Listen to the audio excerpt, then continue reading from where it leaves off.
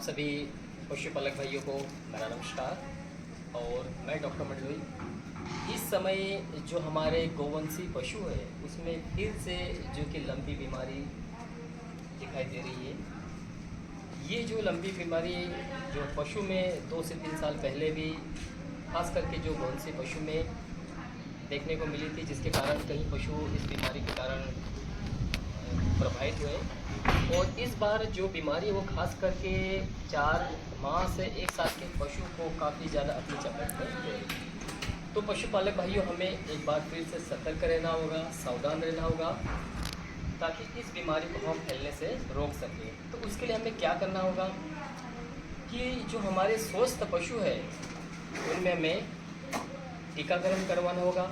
और जैसे ही इस तरह के लक्षण पशु में दिखाई दे, लंपी बीमारी दिखाई दे, तो उसके लिए हमें क्या करना होगा, हमें निकट के पशु चिकित्सालय जाके हमें वहाँ सूचना करना है, या फिर जो 1962 है पशु एम्बुलेंस, उस टोल फ्री नंबर पे कॉल करके भी हम हमारे पशु का उपचार करवा सकते हैं। क्योंकि लंपी बीमारी काफ़ी तेज़ी से फैलने वाले एक वायरस जनित संक्रामक रोग है। क्योंकि ये जो बीमारी है एक बाह्य परजीवी के कारण एक पशु से दूसरे पशु में ये जो बीमारी फैलती है। अगर हम बात करें बाह्य परजीवी में, तो जो जूं, तिलनी, मच्छर, मक्खी, ये क्या करते हैं कि एक वाहक के रूप में बीमारी एक जगह से दूसरी जगह पे फैलाने का काम करते हैं।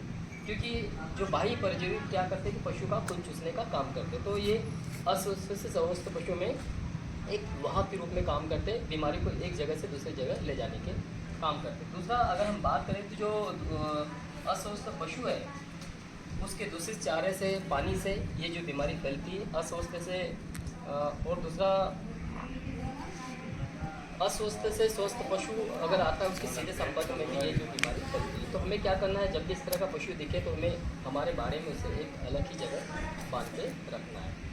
खास करके इस बीमारी में जो लक्षण दिखते हैं, जैसे आप सभी को पता ही है, सबसे पहले अगर हम बात करें तो शुरुआत में क्या होता है कि पशु के नाक से गाढ़ा पीला एक प्रकार का डिस्चार्ज हमें दिखाई देता है, जिससे पशु को सांस लेने में तकलीफ होती है। और शरीर में काफ़ी ज़्यादा जो बुखार अगर 104 से 105 डिग्री में देखने को मिलता है। इस बीमारी के जो खास लक्षण हैं, आप देख सकते हैं कि ये जो काफ है इस तरह से पूरे शरीर पे हमें गठाने देखने को मिलेगी।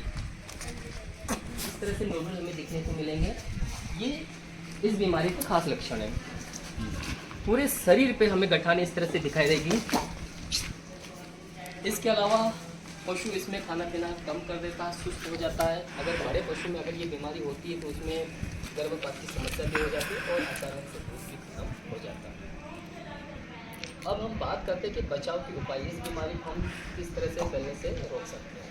तो सबसे पहले अगर मैंने जो कहा इसमें कि ये जो बीमारी वो बाह्य परजीवी से होती है, तो जो हमारा पशु बाड़ा है तो उसमें हमें क्या करना है कि जो हमारे पशु है, एक तो जो बीमार पशु है हमें उसे अलग रखना है। दूसरा, समस्त पशु में हमें टीकाकरण करवाना है।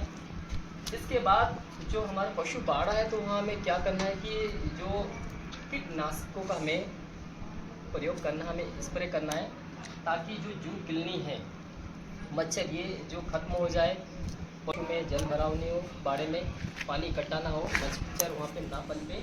और नीम की पत्तियों का हमें दुआ करना है। हम बाजार से कोई नया पशु खरीद के लेके आते हैं तो उस पशु को हमें अन्य पशुओं के साथ मिक्स ना करना है, उसके साथ इकट्ठा बांध के ना रखें।